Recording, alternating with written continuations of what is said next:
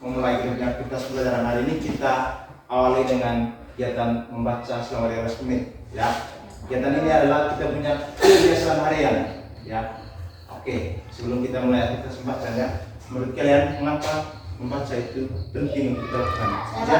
Supaya mengenal dunia. Oke, mengenal dunia. Supaya kita cepat pintar. Cepat pintar.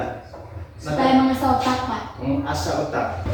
Membaca itu sesuatu yang sangat penting. Ya, dengan membaca kita bisa mengenal dunia yang lebih luas. Ya, mendapatkan kosakata yang baru. Jadi kata-kata yang baru bisa kita ketahui dengan semakin sering kita membaca. Jadi membaca itu penting atau tidak? Penting.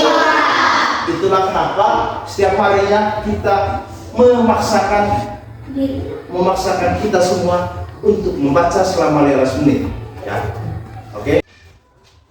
Setiap harinya di kelas saya di SDKW Poang selalu dibuka dengan kegiatan membaca selama 15 menit sebelum proses pembelajaran dimulai.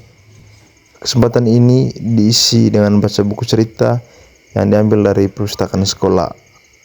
Buku-buku tersebut dipilih sesuai minat dari peserta didik dan kemampuan mereka dalam membaca. Saat peserta didik membaca, sebagai guru, saya juga turut membaca. Bacaan fiksi koleksi saya selalu dibawa ke sekolah. Kita membagi pengalaman baca buku. Ya, tadi kita sudah baca buku. Ya, jadi sekarang untuk mengetahui kita punya gambaran singkat soal bacaan yang kita baca, ya saya persilakan, mungkin ada satu atau dua siswa yang mau membagi pengalaman bacanya. Oke, Apri, silakan di sini Apri. Ya, mari kita sama-sama dengan kita. Teman-teman, saya akan membacakan buku cerita yang berjudul Sumur Keramat Jatihara yang ditulis oleh Widowati Sumadi. Cerita ini dari rakyat dari Banten. Buku yang berjudul Sumur Keramat Jatihara ini diangkat dari sebuah cerita rakyat Banten di sebuah kampung yang bernama Kampung Teguyan di daerah Manca, Kabupaten Serang. Puncak Sumur Jatihara adalah seorang yang sakti dan pernah membangun masjid Banten pada masa itu. Sampai-sampai dia diangkat menjadi lurah karena banyak kesannya untuk kampung Teguyan. Teman-teman, itu tadi gambaran singkat yang saya baca. Sekian dan terima kasih. Oke, ya. Itu dua apa? Inti ceritanya. Setelah baca, kita itu penting sekali untuk mengetahui apa bacaan yang kita baca. Ya, saya sendiri membaca buku Anak Semua Bangsa. Ya, ini buku ditulis oleh Pramudia Ananta Toer. Dia salah seorang penulis besar Indonesia. Ya, buku ini yang tulis saat dia dibuang ke Pulau Buru.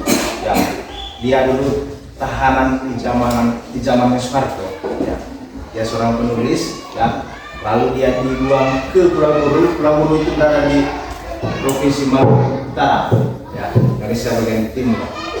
Dia dibuang ke sana karena ada namanya zaman dulu itu tahanan politik. Ya.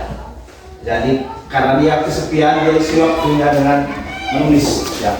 Dan buku ini itu menceritakan Indonesia di masa penjajahan Belanda atau Indonesia saat masa kolonial.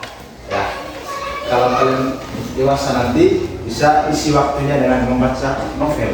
Ya, dalam novel itu ada banyak sekali cerita-cerita yang bisa kita ambil dia punya pesan. Ya, salah satunya buku ini Anak Semua Bangsa. Ya. Strategi lain yang saya terapkan untuk meningkatkan minat baca dengan menyuruh peserta didik yang sudah mengerjakan latihan agar mereka dapat mengambil buku cerita yang ada di pojok baca. Penerapan strategi ini tujuannya agar kelas tetap tenang plus peserta didik makin minat membaca. Selain itu, saya juga membuat jadwal rutin selama sebulan untuk membaca buku di perpustakaan. Strategi ini tetap di bawah pengawasan guru agar buku-buku milik perpustakaan dikembalikan dengan baik.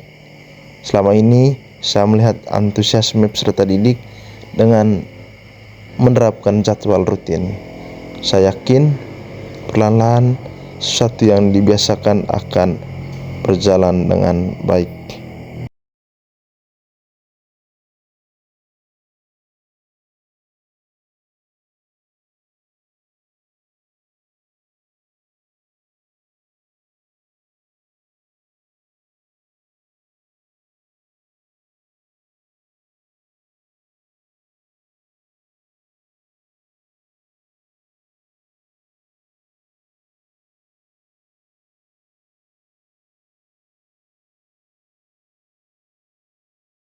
Literasi itu harus dipaksakan.